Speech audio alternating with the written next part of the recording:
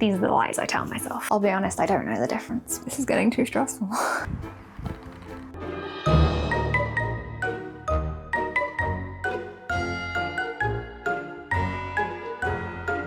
Spring has sprung, and it has been a hot minute since I have pulled out a flower crown. These things were everything to 15-year-old Sophie. There is this trend going around at the minute, at least in my corner of the spider's lair. And I think I could be wrong about this, but I think it started because of Chapel Rowan. Everybody's making princess cone hats right now, which I love. I thought about doing this video a couple of weeks ago when they started to get popular, but then I had my doubts. I started to think, well, what if it's flooding my corner of the internet, but most people aren't on this corner of the internet, and then everyone's just like, why on earth is she just randomly making princess cone hats? I said, like, I didn't just make a renaissance for Melina, like that's clearly on everybody's brain. The thing that made me actually go for it, I was getting a tattoo, and the artist who I was with started talking to me about the trend and asking if I'd seen it, and I freaked. I was like, yes, I have seen it. I want in on this. So now I know I'm not alone in this. Let's get our fairy tale on.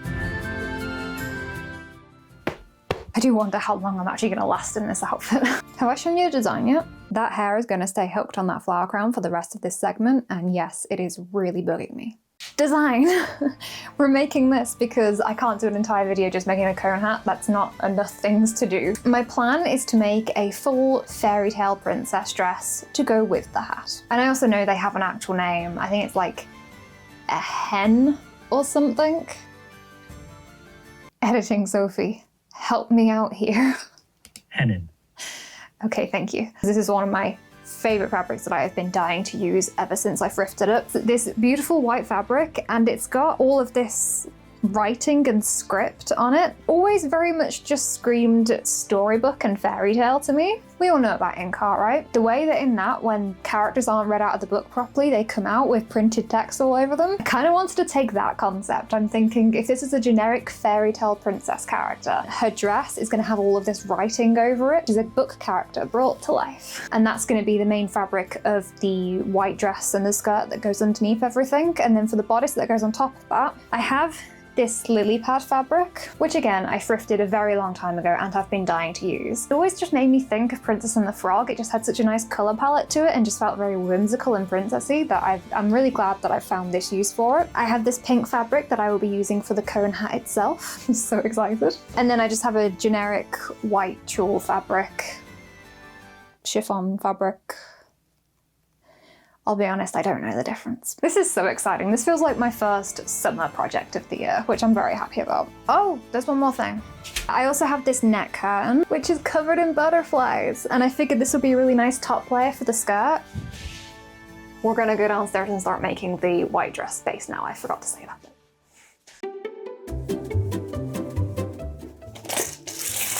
Hi, yay. It is wild to me sometimes, remembering the kind of things I used to do when I first started this channel, because back in the day I would have hoovered everywhere and I would have mopped all the floor and made sure everything was pristine so I didn't get anything on my fabric. And now I don't even bother to sweep anymore. I said sweep, but as I'm editing I'm hearing sleep, which made me laugh because that's also very true. I cut out half circle skirts of the lining, script fabric and tulle fabric. I like the way that up until now, I always pick my comfiest outfits to do cutting out on the floor. And today I've just decided, no, I'm gonna do it in a pair of stays. I'm not suffering at all.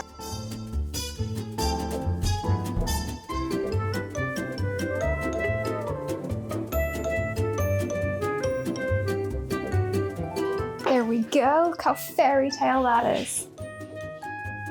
I'm gonna love this dress so very much.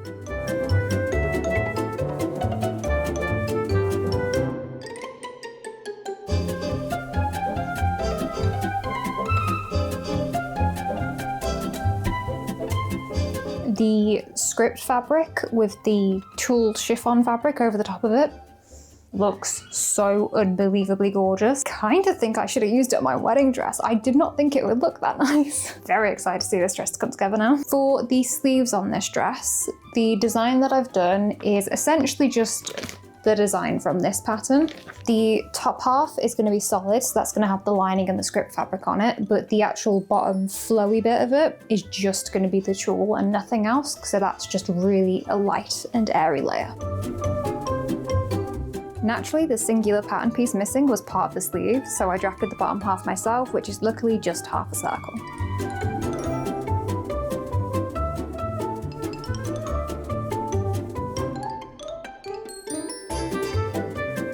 The top half of the sleeve pattern was present and accounted for, thank the gods, because I could not have drafted that one by myself.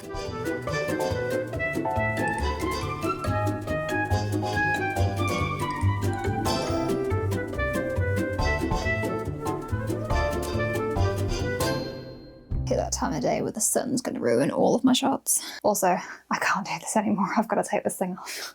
Feels weird to not be wearing that anymore. What is this? Freedom of movement. So all the skirt pieces are cut out. We've got the lining cut out and we've got the sleeves cut out. The only bit I'm missing is the bodice area. I've hit an issue with it. Here's the deal. This is the script fabric, and this is all I have left. Some of these bits that are left have stains on them as well, so I don't particularly want those on show either. This is the only bit I've got that's not stained. Is that enough to at least do the front of the bodice? Bear in mind, I want it to have a gathered look. I did a quick experiment to see if I'd maybe have enough, and that was a hard no. I think I'm gonna wait until Dan gets home so I can get a second opinion, because I really can't figure this out, and then I'll carry on later. Or tomorrow, because he's not gonna be home for ages. First thing on day 2, I assembled the skirt layers, which I definitely could have still done the day before, but it was stressing me out and I needed to walk away from it. I decided to use the last of the script fabric on the top section of the sleeves, as those would still be visible with the bodice one over the top of the dress. Ironing the fabric, and I honestly thought that just said Greg's then. I really haven't bothered to read any of this fabric before just going ahead and using it. I pinned together the tulle and script layers and stitched them down, and then I closed up both the sleeves and the corresponding linings. Then I stitched the linings, fashion layers and bottom drapey part of the sleeve together, which I couldn't even begin to describe to you how. The amount of brain juice it has taken for me to figure out these sleeves. If I turn these out and they're not right, you are going to see me cry. Now that I've said that, I realise I should have checked it before I just stitched both of them in place, but here we are. It works. Oh, I feel like I forgot to mention. On the design I drew, I had the crisscross diamond pattern on the sleeve. Rather than doing that, I've decided to wrap a band around it instead. Not a band, like, I'm just gonna show you. I've got it on the floor somewhere. Here we go. I'm gonna wrap this stuff around it instead. Kind of in the same style that Eowyn has on her dress, mainly because it's gonna be quicker, because that is the other thing I have yet to tell you today. We have been experiencing some very nice sunshine here in the UK. Unfortunately, that is coming to a very swift end. In 2 days' time, rain will come, and when it comes, it will not be leaving. Which means if I want to have the summertime Fairytale spring shoot that I wanted to have when I designed this project, I have a day and a half to finish the dress, make the entire bodice, and make the cone hat and go out and shoot it before the rain comes. So we're going to be picking up the pace just a little bit from here on out. I ended up using the bodice pattern from the medieval dress purely so the sleeves would fit into it nicely. I did still change a bit of the shape and overall fit. After I cut out all of the panels, I started assembling the bodice, which was actually a mistake because I completely forgot to cut out the tulle layers to go on top, so I'm very grateful I realised that before I stitched this together. And at the machine, you can now see it has tulle layers to match the skirt.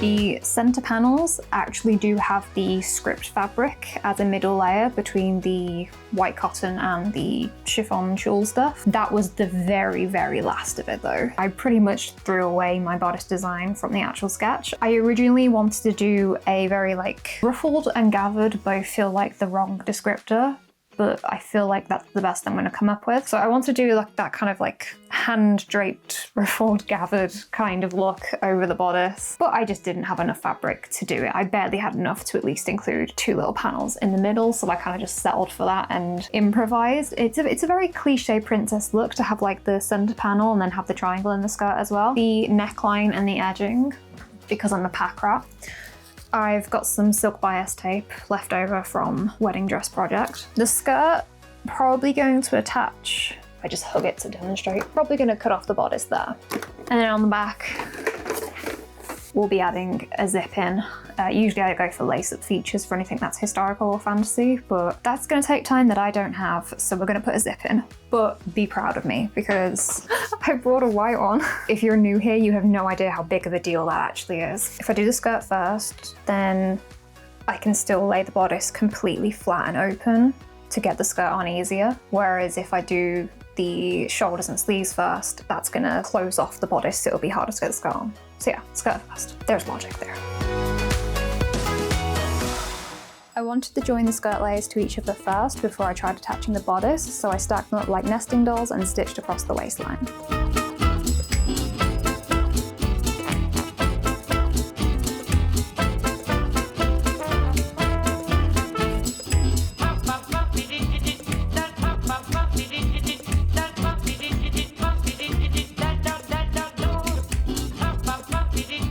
Cut down a bit of the excess fabric on the bodice and then pinned it to my skirt layers.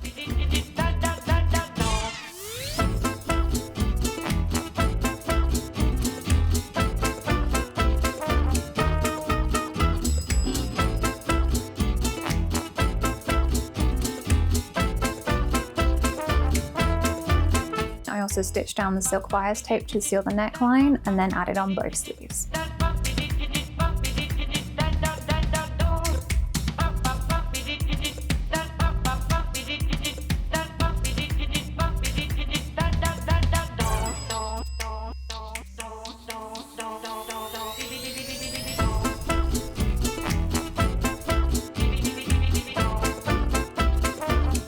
I think I've just made a wedding dress. I really hate that it doesn't look like the camera is picking up the details of this because the script fabric looks really, really beautiful in person, but I think on camera it just looks like it's plain white, but it's not. I shall have to try very, very hard to actually make sure I show it off in the result shoot. Other than giving some areas a quick press, base dress is pretty much finished except for sorting out the hemline and adding some decorative trim here and there. I'm thinking I might make a head start on tomorrow's workload and start drafting out my bodice pieces and getting the fabric for that cut out so I can start assembling that tomorrow.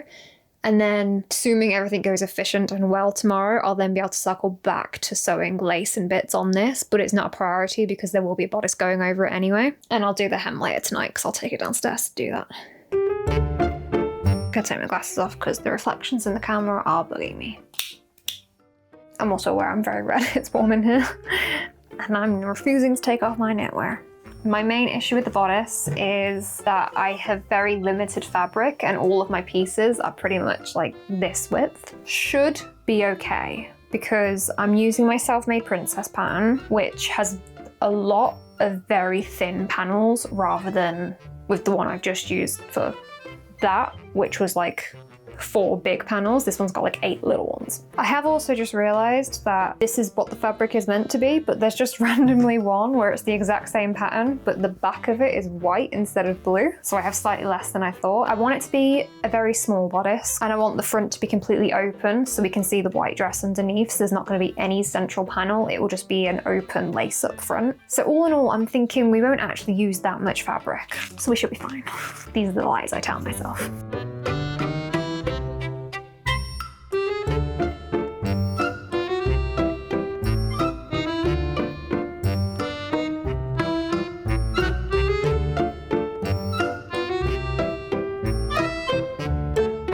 I used the last scraps of my stiff canvas as an interlining for the bodice. I love this stuff because it always gives the end product such a nice structure.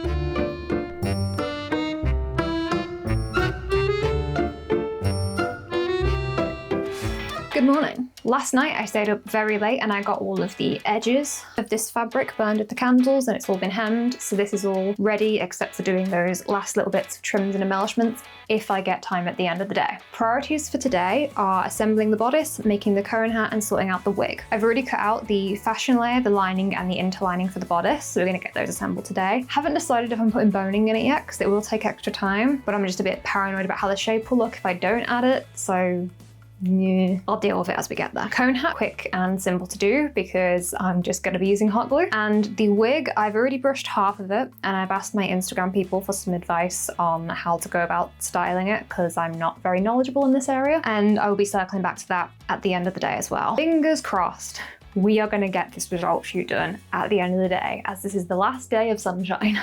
We can do this! In speed mode, I assembled the fashion panels and the lining panels at the same time because I was really feeling the time crunch by this point.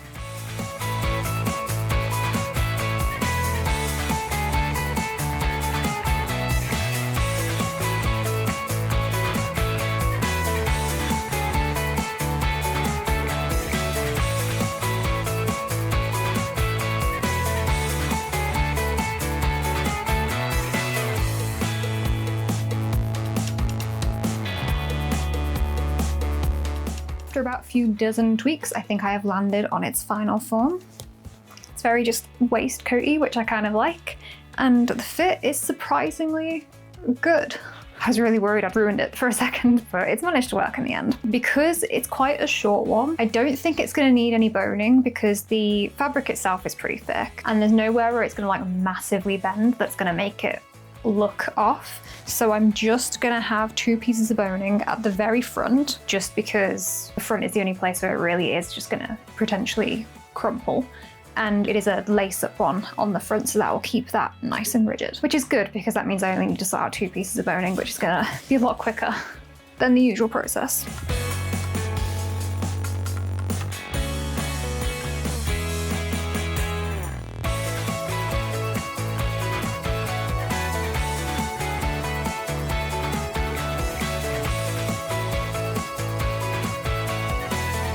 When adding on the bias tape, I did it in a way that I could also use it as the boning channels along the front to save me an extra job, which I'm very glad I did because it looks really good in the end result.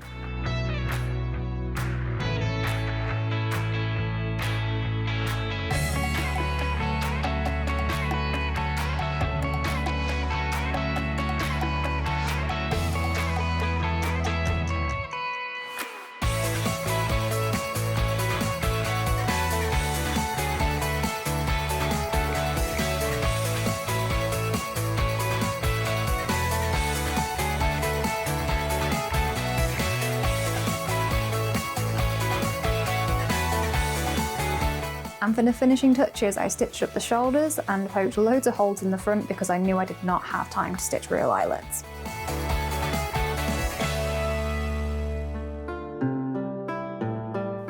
How big do you reckon we should do the cone hat?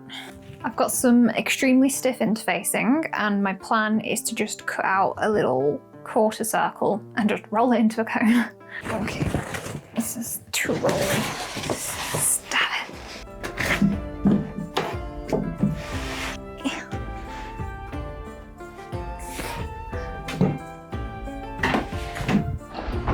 I suddenly have no idea what size to make this. Just in case anyone was wondering, 2 more hours to get everything finished. Can you tell I'm rushing a little bit now?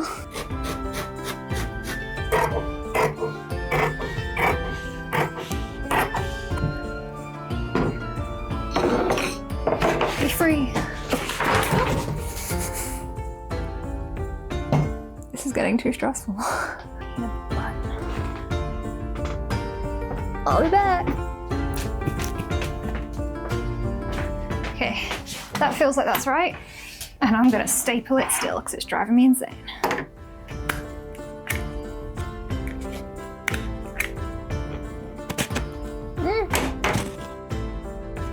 I love this clip because you can see in my eyes the exact moment I realized I had in fact messed up.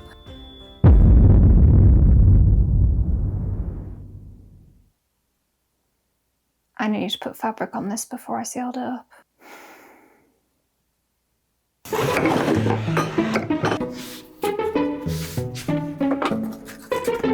Nothing is heavy enough for this.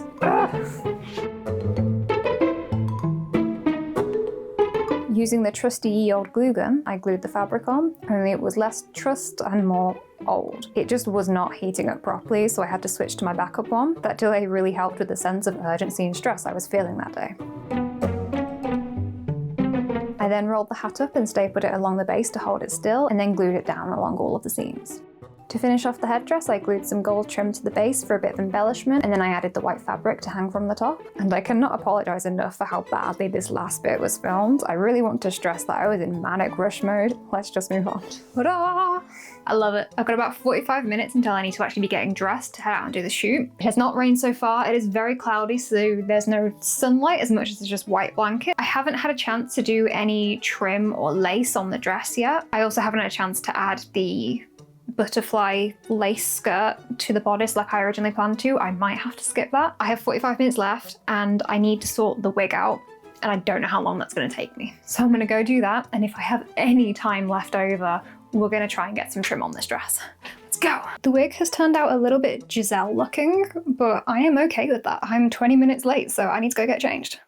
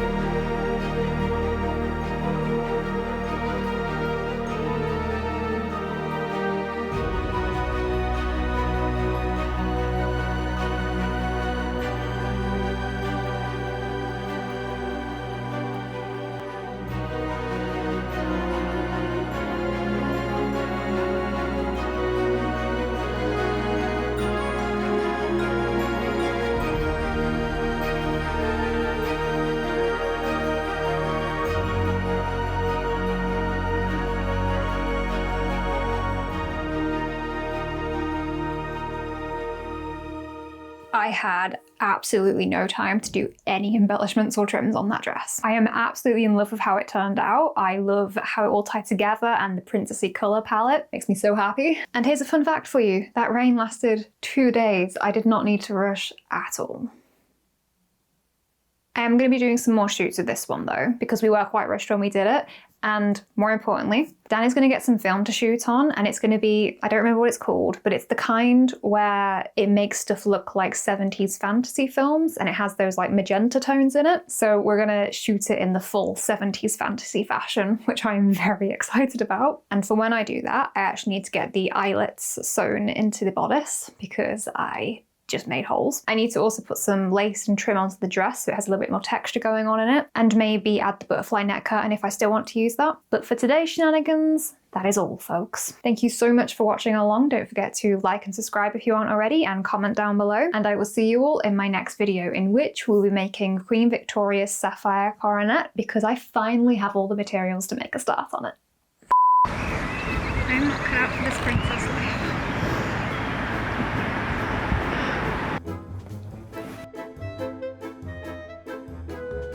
This is it's not on the screen.